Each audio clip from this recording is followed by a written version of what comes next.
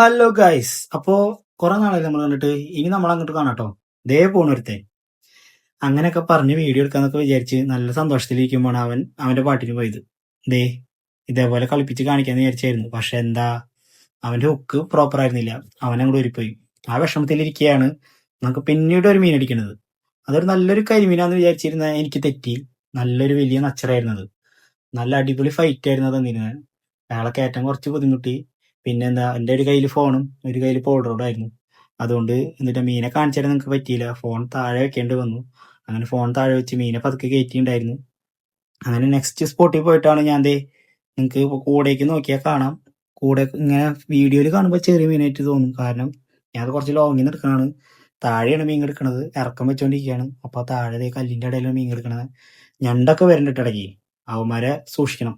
പിന്നെ ഞാൻ ഉപയോഗിക്കുന്നത് വെച്ച് കഴിഞ്ഞാൽ 6 ഫീറ്റിൻ്റെ ബോൾ റോഡും ഒരു 30 മിനിറ്റ് ടാങ്കീസും പിന്നെ 3-ാം നമ്പർ ചൈനയുടെ തന്നെ ഒരു കൊളുത്തും. അപ്പോൾ അടുത്തൊരു വീഡിയോ ആയിട്ട് വരുമ്പോഴേക്കും ബായ്.